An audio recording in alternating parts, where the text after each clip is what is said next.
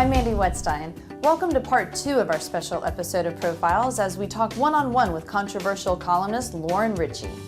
If you missed part 1, you can find it on our YouTube channel at youtube.com/Lake Sumter TV. This episode will be posted there as well. We now join executive producer Marc Robertz as his conversation with Ms. Ritchie continues exclusively on Profiles on LSTV.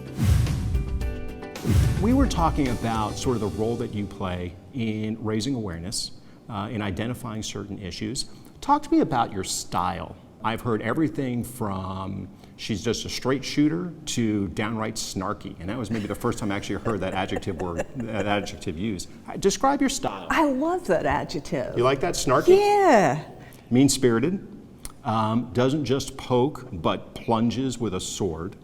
And I think the point is that are there ways to make your point without being so downright at times nasty? Oh, there are. I don't think I'm ever downright nasty. What I write typically is not personal. But am I snarky once in a while? Oh yeah. Do they ask for it? Oh yeah.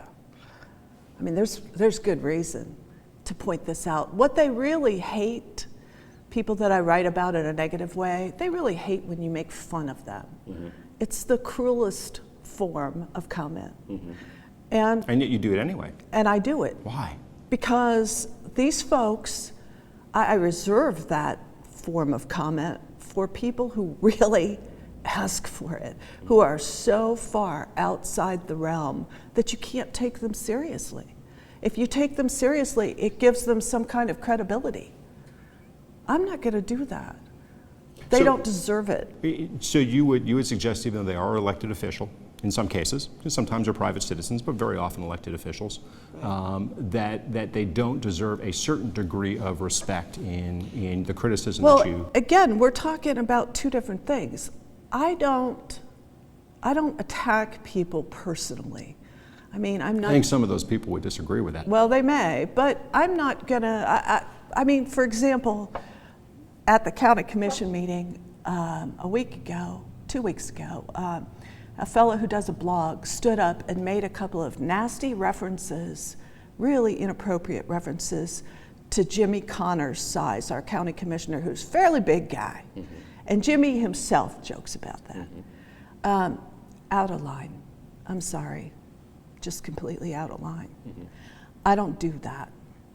What I will do is I will make a snarky reference to an action that somebody has done, to something that they've done that's completely out of bounds.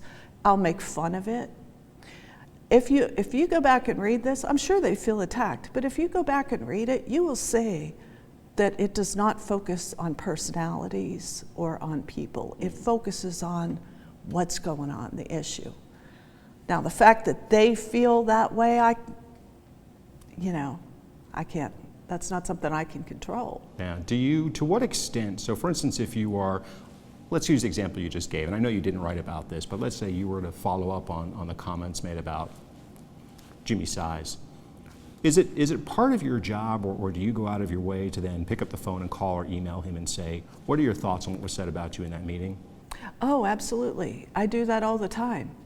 And even the people that I write things about that I think are doing something wrong, if they tell you I didn't, they've made that up, because I inevitably always do that. And what kind of response do you generally get? It depends.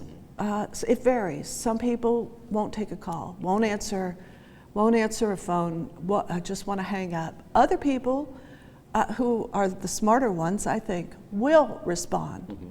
Let me give you an example. I mentioned that I wrote a column about the financial difficulties of one of the mayoral candidates in Claremont, who's also a pastor of a big kind of mega church down there. I couldn't get a response from him, and finally sent an email that said, look, here's specifically what I want to know. Tell the reader, I gave the guy advice, tell the reader why the reader should trust you, even though all of this happened. Tell me something that makes them, understand what happened to you. And he did. Do you, more often, do you find those interactions take place by telephone or by email? Both. Do you think there's a degree of discomfort? I might have a 20-minute conversation answering your questions, but you're going to break it down to a 10-word quote. Right. That may or may not be in context, may or may not have had the information to support why you selected that.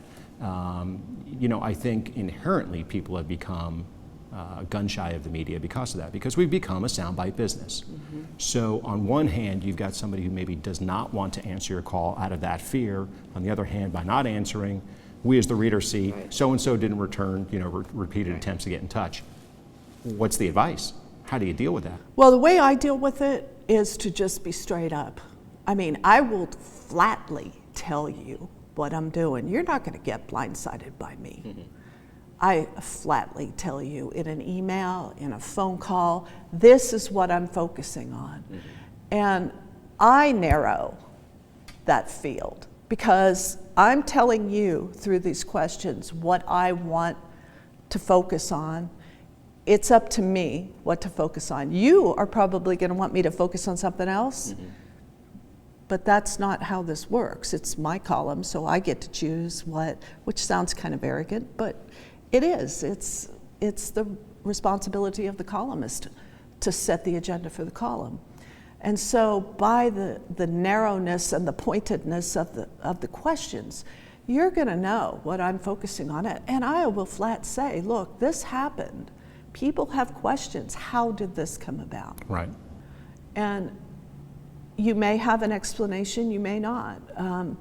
You know, I asked that question yesterday to the Lake County School District, which failed to order enough iPads for the iPad school, Lake Mineola High. Mm-hmm. They had to have an emergency iPad order of 250 iPads. Right. How does that even happen? So I asked, hey, how'd that even happen? Right. And I got an explanation. Mm-hmm. Now, it doesn't completely satisfy me, but it did alleviate some of my concern about it. There was backstory that told me what was going on, and when I write that column sometime this week, I'll be using that backstory so people can see what happened in the background, and it's not just this, oh my God, these idiots forgot to do this. Well, and because you brought up that example, I mean, maybe a good example to use as a conversation, because some would suggest that the story should be how cool, how innovative that this particular school now has the ability through this grant, if I'm not mistaken, it's the Gates Foundation grant that they were afforded the opportunity to buy these iPads. So a mistake was made. So what?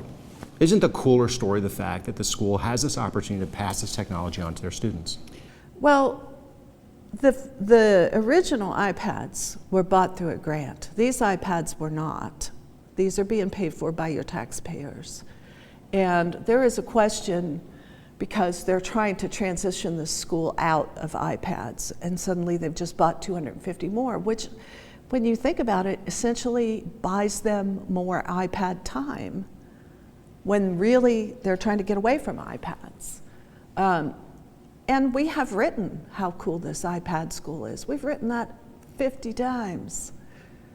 So we have done that. It's just not in my column. Mm-hmm. You have to look beyond my column to see those kind of happier stories. And in addition, I do write positive things. I mean, I don't always write, you know, just the gloom and doom. I've got a story going right now that I think is really cool, and I have not talked to the lady yet, but she knits caps for children who have cancer. Mm-hmm. And this is a lady who, I'm told, is in financial difficulty herself and is seeking donations of yarn to sit and do this for these kids. So you'll see, you know, and I'll highlight people who have problems. We've had donations come in, you know, lots of times. So there's a mix of stories there. It's not always negative. But we do get the positive stuff. It's just you may not see it in my column. Tank and Tavares emailed us a question and wanted to know for you to name the top 3 favorite things that improved due to your column contributions. Are there things that come to mind? I couldn't even, I'm sorry, I couldn't even tell you. I would have to go back and look. There's got to be certain things that you have a particular sense of pride in, that your columns either raised awareness, raised funds, something. Well, that happens frequently. I mean, that's almost a weekly occurrence, you know, that people will read something and go, oh my gosh, I had no idea that's how that happened. There was a case in South Lake one time several years ago where a disabled woman and her mom were living in a place where they had cut off the electric, and it was just a disaster, and their health was a mess, both the mother and the daughter. And people in a space of 3 days contributed over $20,000 for that family. And respectfully, because that is a great story, and even the one you just mentioned about the woman who's trying to raise yarn, and that one's forthcoming. Did those necessarily affect change, though? If part of the goal of your column is to be a unifier, to raise awareness, to affect change, there's got to be examples that you can think of that says, you know, thank goodness for my column because, and I can think of one off the top of my head, but I don't quite want to lay it out. Go ahead, tell me, because now you've caught me unawares and I'm just blank. Well, if that's part of your goal and you've been doing this for so long, there's got to be examples that you can think of, otherwise. The past, I'm just one of these people who moves and looks ahead all the time. So tell me yours. I can't come up with it. But to stay on that, though, I think, again, you know, maybe one of the challenges what I hear from some of those that are not particular fans of yours is that you're really good at sort of dropping the bomb and running the other way.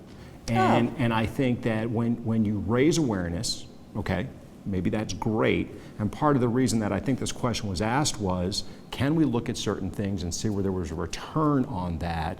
It wasn't just a matter of getting people all fired up and stirring up people and being snarky with those that maybe weren't doing their job as well as they could, but how had that affected change in the process? And I think that's where, if the goal of yours is to do so, where are those things happening to the extent that a larger population rather than just, and again, very honestly, you know, great that that woman was able to get some money to keep her electric on, and that this woman's able to get some yarn to do a wonderful thing for cancer kids.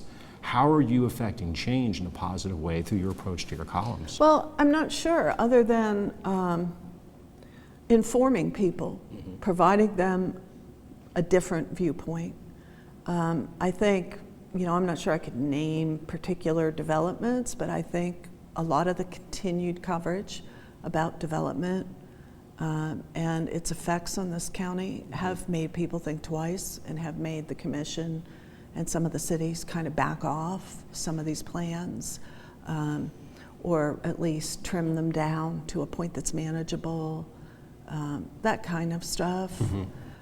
Sometimes it's really hard to catalog.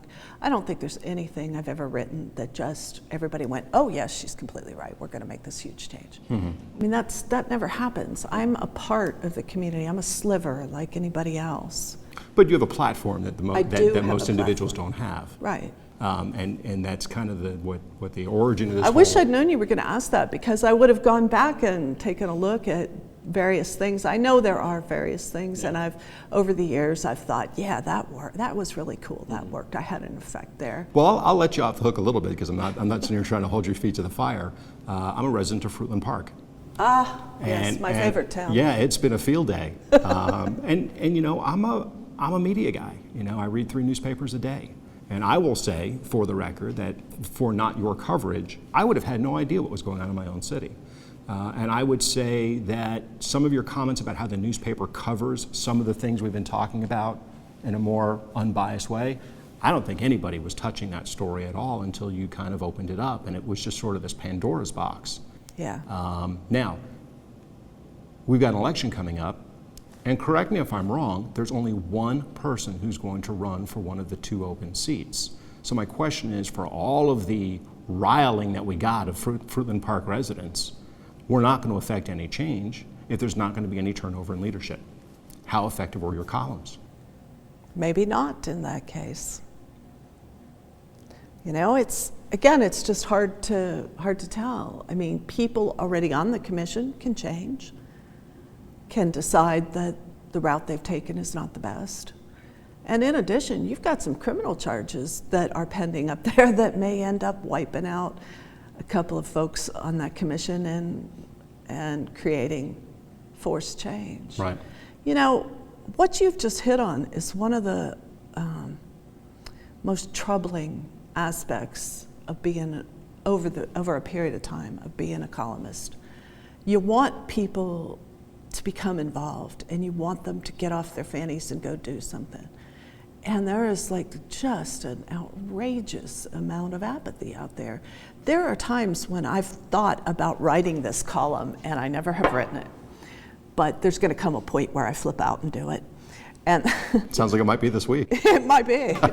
The column just says, stop it, stop complaining unless you're part of this process, unless you come out and you pay attention. You know, you've got this right to vote. I've never not voted in my whole life in an election where I can vote, but people do it all the time. Come on, you've got a responsibility. You can't just live in America and pretend like you don't. It really gets on my nerves, makes me mad. Well, and again, that's part of what I think is bringing my conversation full circle, what I'm trying to understand. And I'm trying to do it respectfully, and I appreciate your patience with me. If in fact the intention of the column and its approach and its occasional snarkiness and holding our current elected officials accountable is to affect change, but yet you and I both seem to agree that there's a overlying apathy. It's a battle. Are we truly affecting change as opposed to supporting those that have stood up? And I'm not saying to just turn a blind eye. But to support those that have said, you know what, I am running a full-time business, but I am going to sit in a commissioner's seat and try and make a difference in my community, my county, for my schools, whatever the case may be. Oh, I think I do that. There are plenty of examples where I do that. There's been on the commission, I've written a number of things about the city of Tavares and what their goal and what their vision has been. In case you haven't noticed, I've really backed off writing about the city of Leesburg so much. I think a change in their administration has produced some good results. But part of the deal is that now they're doing what they ought to do. Mm-hmm. And so you see it from the standpoint of if they're doing their jobs, it doesn't really require your time, energy, right. and print space to acknowledge that. What do you need me for? Because people, when they're doing their jobs, people know. I mean, people in Tavares, there's a core group of people, for example, in Tavares, who just despise what the city's become, don't like the changes, the whole America's seaplane city, they hate it. Mm-hmm. It costs them money. It did cost them money. But I'll tell you what, relatively speaking, it didn't cost as much as these folks in Leesburg have just wasted on idiot stuff. So you've got that group of people. But aside from that, people know, they've got this sense and they feel it and they talk about it. They don't need me to tell them. When it's going right, it's so apparent. When it's going wrong is when you need someone to watch and to do that. Although I do write about going right stories, and I have written about, like I say, Tavares, for example. And I've written about, I think, some Groveland stuff where they've gotten past problems and kind of taken a fresh approach. And I do try and give people a little bit of a nudge and say they've done well here or there. I know on the commission I've given a nudge to Welton Cadwell a number of times. I think he's one of the few people who has a vision for where we're going and has the ability to bring people together to make it happen. So I have done those things. It's not all negative. Stay tuned. Final questions, answers, and thoughts when this special episode of Profiles continues on Lake Sumter Television. We'll be right back.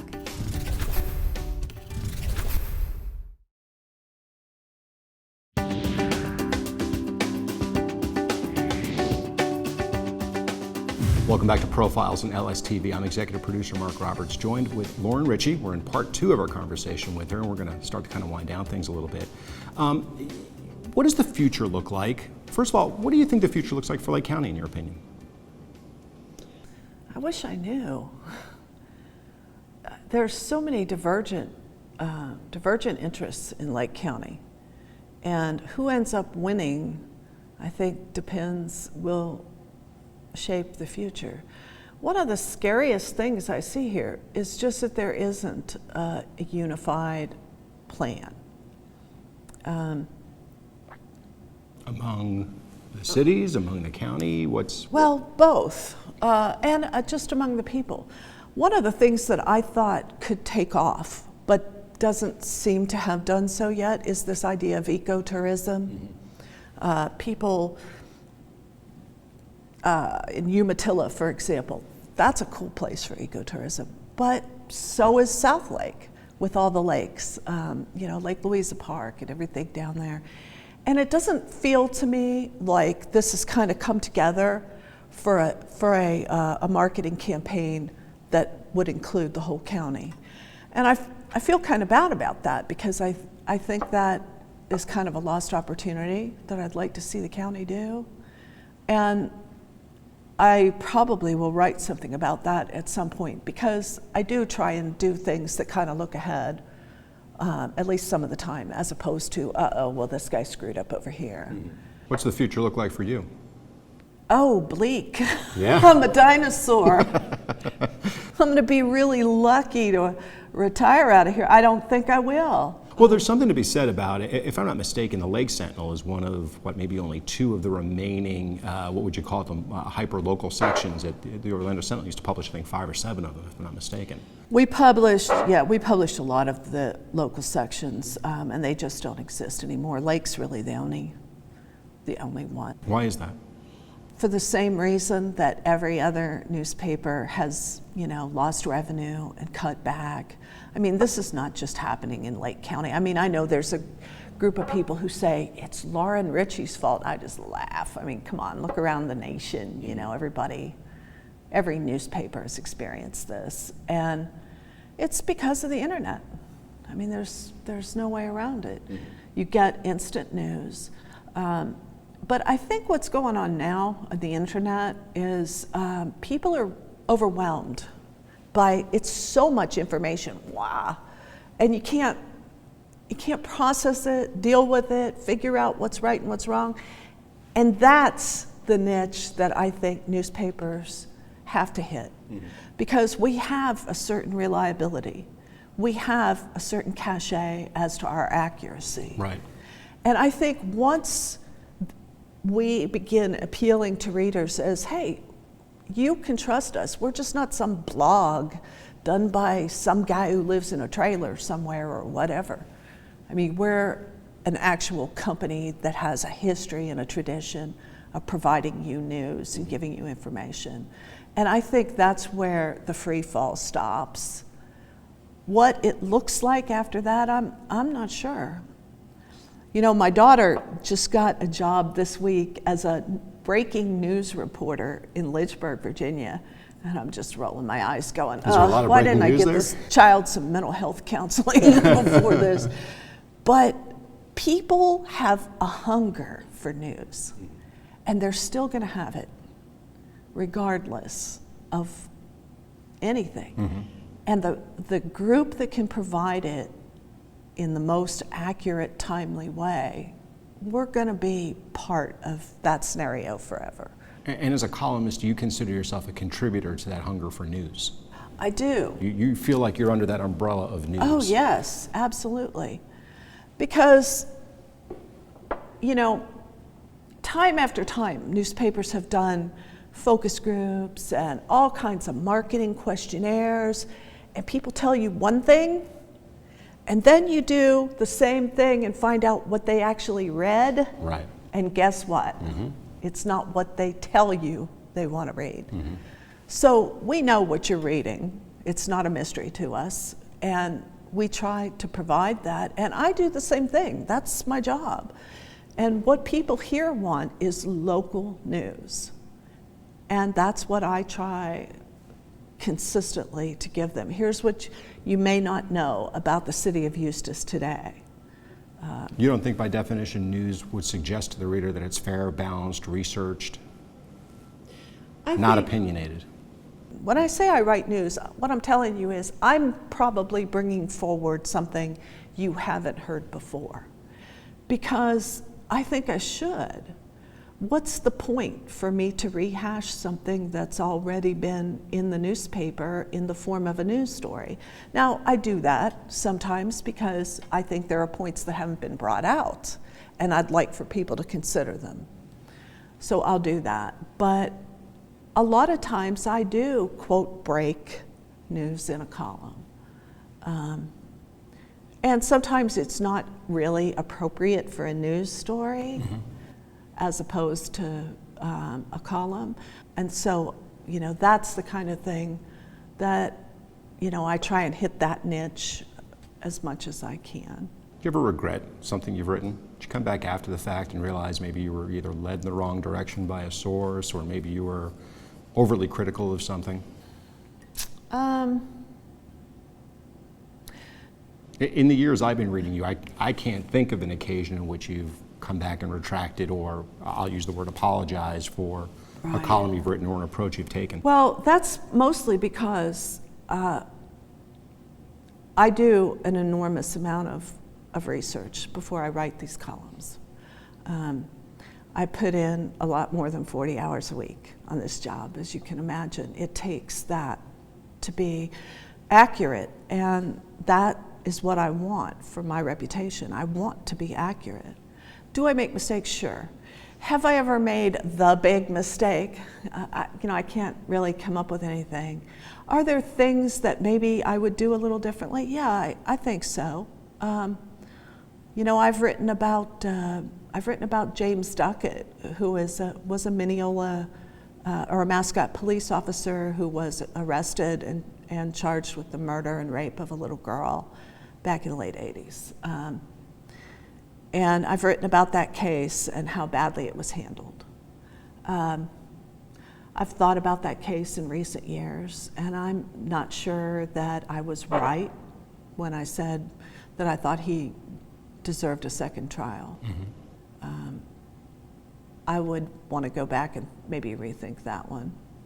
But as far as, the bigger themes in terms of we need controlled growth. We need, we do need the lifestyle amenities in this county that people want, the parks, the libraries. Those are the things that are important to people who live here today. The good schools. No, I wouldn't change those. I think they're valid, and I think they're still what people want. We appreciate your time. Thank you so much for chatting with us today. My pleasure. Thank you. It's been eye-opening. Maybe we've affected some change. I don't know. We'll find out along the way. Okay. I'm Marc Robertz. We thank you for watching this special episode of Profiles on Lake Sumter TV. Thanks for watching. We welcome your feedback and invite you to send your thoughts by email to lakesumtertv@gmail.com. And a reminder that you'll find parts 1 and 2 of our interview with Lauren Ritchie at youtube.com/Lake Sumter TV. We're back again next month with another new episode during Season 2 of the award-winning Profiles. Join us for a look at 6 businesses and organizations making a difference in our community. I'm Mandy Wettstein. This has been a special episode of Profiles on Lake Sumter Television. Hair and makeup is provided by Talk of the Town, located on 2nd Street in downtown Leesburg. Profiled is a production of Hometown Health TV, LLC, in partnership with Lake Sumter State College.